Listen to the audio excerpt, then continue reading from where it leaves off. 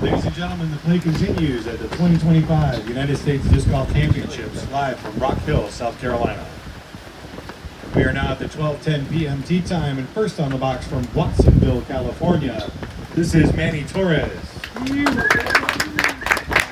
Hey guys, welcome back to another video. We're here, Usdgc, round one in the books. So we're basically going to be going through each round every day, kind of give you guys some insight to what it's like for Manny at Usdgc, and hopefully it gives you some sort of entertainment. But for those of you that don't know us, my name is Chris. I am co-owner of a disc golf store called Disc Zone, and I sponsor Manny, who is a professional disc golfer. How long have you been playing for? Since 2011, but competitively since 2014. 1,021 rated. He qualified in through... Didn't feel like it today, but... He qualified in through Reedy Creek, which is an A tier down in San Diego. And here we are. Let's get started with the recap. I don't know if I said this, but this is my first tournament outside the state of California. And I did not expect it to go this way.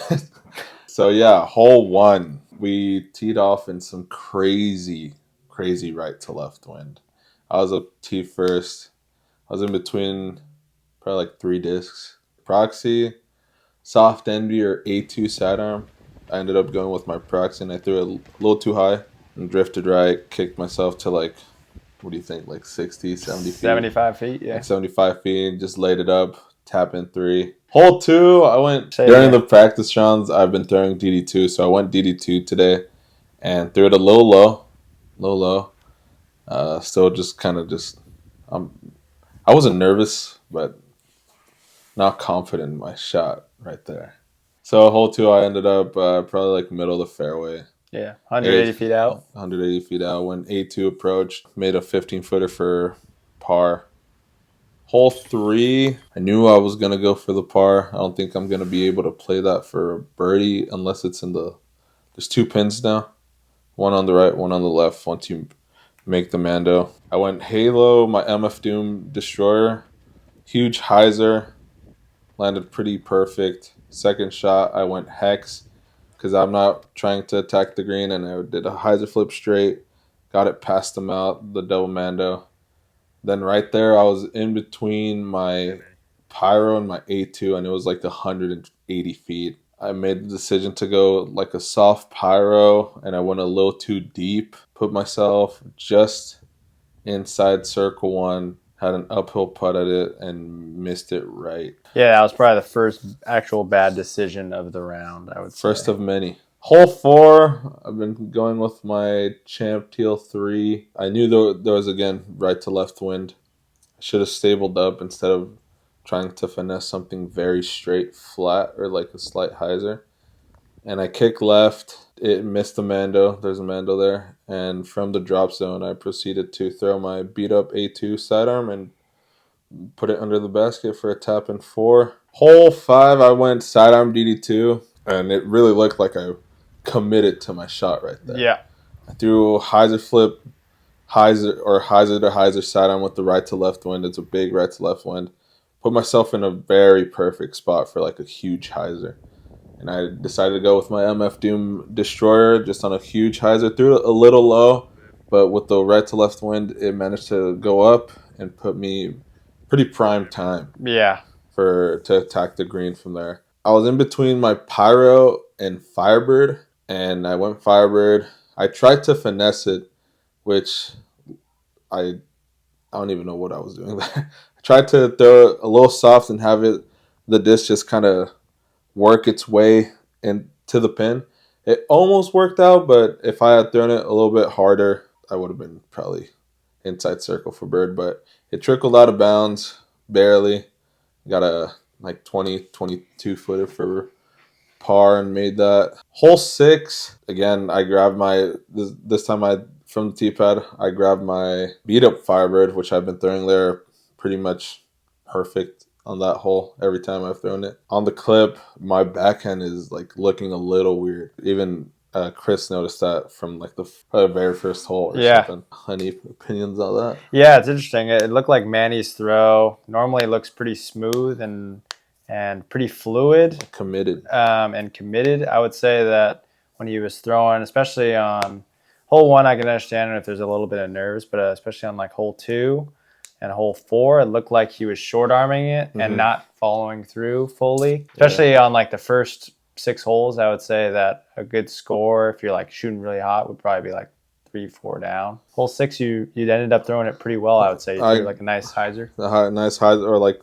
flat, pretty fast green if outside the beach or the sand. So I skipped up to the stairs and made my birdie putt. That felt really good after feeling I bogeyed the previous hole, even though it was a par. Yeah.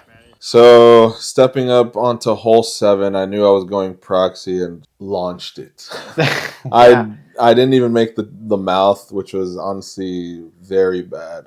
I was pretty frustrated with myself probably at that point. I just even felt it too, like my shots weren't committed. There is a drop zone there. If you miss the right Mando or left Mando, you proceed to a drop zone. So I proceeded to the left drop zone, kind of just pitched up and got my bogey. Hole 8, I've been going TL3 down the middle, just high as a flip. There's a tree down there by the middle, which I'm trying to go right of, but this time I went left, high as a flip straight, kind of threw it into the ground a little, I guess. That's another hole where I'm throwing it low, which I didn't really feel nerves. My shots weren't committed. On the upshot, I grabbed my DD2 again, throw it on a sidearm. Chris ranged it for me, and it was probably close to 400 feet, 380, and threw that shot perfect. Like my sidearms, I felt really good on, just was really good, put myself inside circle, and I got the bird. Nice. Hole 9, kind of a little headwind right to left. I was looking at Chris. I'm like, should I go with my 2025 Heimberg Destroyer or just my Halo Champ Destroyer? Shout out Connor Whiting. Now I went Halo Champion Destroyer, threw it well, honestly. Very well. Threw it just outside circle 1, and as I'm putting, I reach my line. As I'm putting, there's like no wind, but I guess hearing the wind just hit the leaves, hit the tree, kind of got in my head a little and short on the putt a bit, but I was happy where my drive landed. Hole 10, I think my game plan for that hole is just do the layup till feeling pretty good and go for the green for the eagle. But I went hex left side, high as a flip straight, put myself in a good position. Great position, and this is where I asked Chris what should I throw, because I was in between Pyro and A2, and my thought process was, again, if I throw something fast on the slower side, like not giving it a lot, I feel like I'm going to not go past the pin, and if I throw something slower speed, harder, I feel like I'm going to go past the pin. I decided to go with the Pyro, even though Chris told me to go A2, and I threw it OB. It's a stroke and distance hole, so I had to rethrow from my previous lie and went A2. Barely made it inside.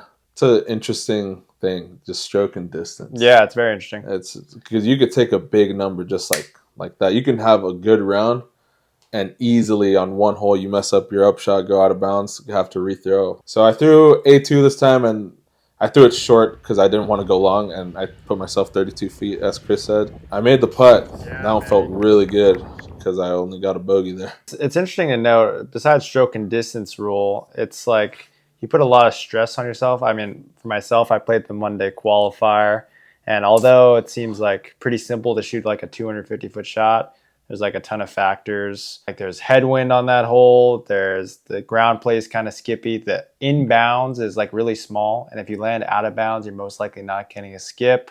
So there's a ton of factors. So it adds like all this stress. And I think it's like what makes a good course out there is because all of the OB. So although it seems simple on camera when you're watching the video, it's not as easy as it seems. Hole 11, I had a little bit of trouble practicing on my last practice round. I wasn't sure what I wanted to throw because I kept going destroyer, and just fading out left, not really controlling the angle that much. But on my last shot of the practice round, I went Thunderbird, so I decided to go Thunderbird on this tee shot. I went hyzer flip. I went a little too flat, so it drifted right. Not a bad landing spot, to be honest. I'm on the flatter side instead of being on the slope side. Talking to Chris what shot to throw, and I decided to go with the Firebird, but throw it wide. That's another hole where I felt like I didn't commit in my shot. I even felt it on my hand.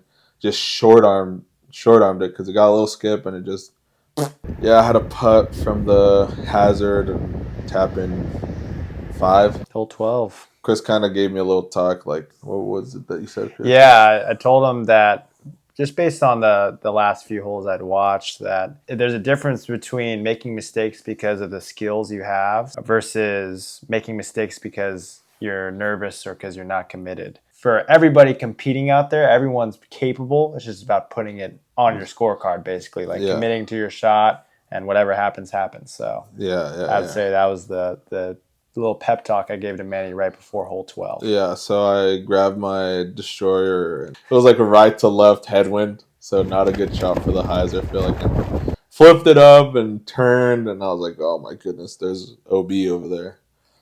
Did not land in the OB. And I had a low ceiling shot, so my only shot was a sidearm. I went with Chris's Koi Stamp Destroyer. If you want to go check one out at www.discipline.com. There's so many. Put myself in a good position to get the par. I went with the soft envy backhand, and I thought I short armed it. Was going to be inside circle, but I walk up to my line, and I'm edge of circle, which is almost out of bounds. Out of bounds, which is which was bad. Honestly, on the putting green, I didn't feel that bad. I felt pretty confident. I was using some new links, so they have a little bit of fade and just a little low, I think. And tap in another bogey, so that's 3 bogeys in a row. Hole 13 is that weird mound hole. Chris told me to go with my MF Doom Destroyer and flex it out there. For me, I'm not good for flex shots. I'd rather work a hyzer flip to turn over MF Doom Destroyer, tried turning it over, and was a little pinched and had to pitch out with my proxy, as you can tell by the video. And now I'm left with 380 feet of distance to par the hole. Instead of going with my TL3, I went hex and just really tried to overpower it. Throw my hex, put myself edge of circle. I felt good walking into that putt because I knew I had to make it. Like I wanted to make it, and just made it for my par, which felt really good. So that's another edge of circle one that I made. Yeah. Hole 14 from the tee pad. It's a little tailwind, but at the basket there was like a huge right to left. So I went hex. I was feeling pretty good, and I went high as a flip straight. In my head, I thought it was just gonna go low, but the right to left one just took me to the hazard.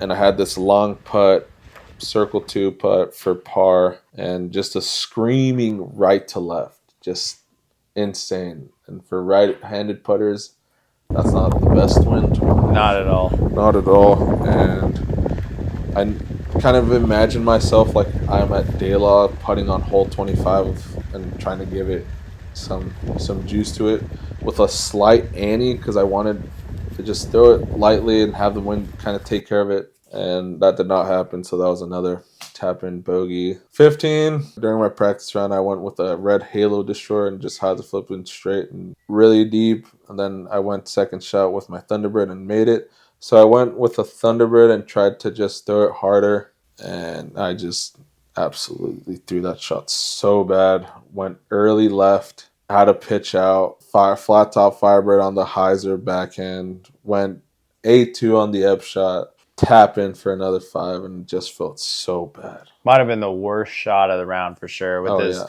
this Thunderbird. It's crazy early release. Yeah, that's just not having confidence in my throws like during the entire round. And progressed like 100 feet. Yeah, it's something that I don't think I've ever felt. Probably the last time I felt like that was probably at Champions Cup. Yep.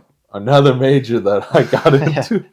And on hole 16, Chris told me to go with the hex, and it's a slightly downhill. I feel like I can't reach it, but so I go hex, and I go on the right side where there's a bunch of trees in the way, and somehow manage to be in bounds.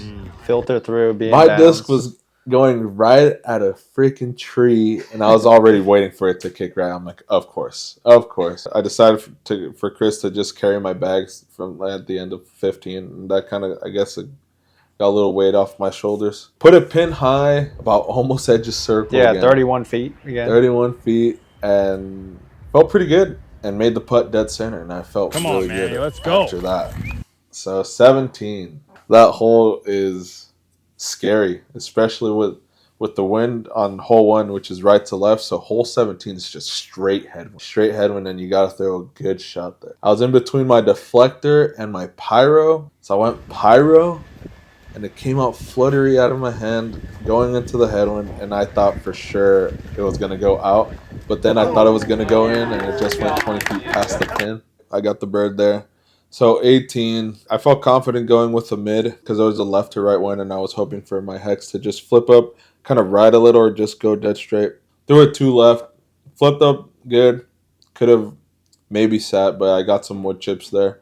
Just kicked me left. So that's out of bounds. Take my meter, and I had really bad footing right there. I wasn't sure if I wanted to do a standstill, 1 step, or just a full run up. I decided to go with my pyro and threw it too low. And yeah, that was bad. So now I'm approaching the green for 4. It was pretty easy upshot. So I went with my proxy and put myself to at least 12, 13 feet. I chained out left. I feel like in my head I had bad footing, but sometimes I've done that before in the past. It brings me back to Auburn Open where I had the exact same distance on hole 18 and just missed it left. It was a right to left win, I guess. I'm probably just making excuses, but I should always be making those kinds of putts, especially just outside bullseye, and I was frustrated at myself at that for sure. That was probably the biggest letdown of the entire round. And I rushed my putt on the second one, tapped in for a double. I feel like I need instead of going with a fast disc and tempo down, I should go with a slower disc and throw it a little harder.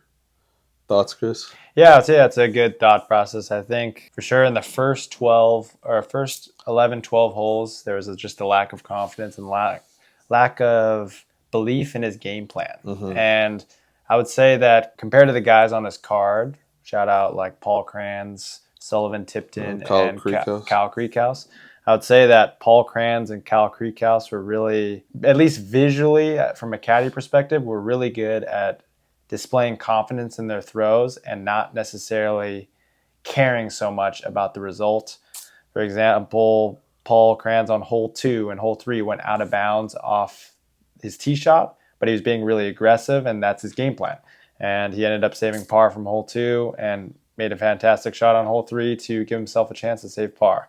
Kyle Creekhouse, no matter wherever he was on the putting green, even off the tee, he was very confident in his game plan. And every putt, he just had the same routine, and it seemed like nothing was phasing him. And then for Sullivan Tipton, regarding game plan, he threw a ton of sidearms on the course. And maybe that's his strength. I don't personally know him, but it seemed like he was really relying on a sidearm, and it was okay if he was laying up for par on a hole and playing for par. And for others, he was being more aggressive and just trusting himself.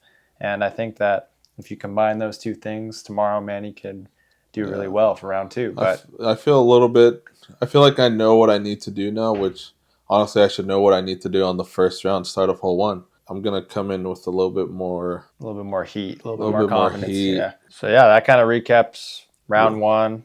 Hope you guys enjoyed this style of video where you could see some of Manny's shots out on the course and kind of see us reflect on his round from a caddy and player perspective. If you want to keep up with future rounds, make sure to like and subscribe, and stay tuned for round 2 tomorrow, round 3 the following day, and hopefully finals day. Finals day. That would be really good.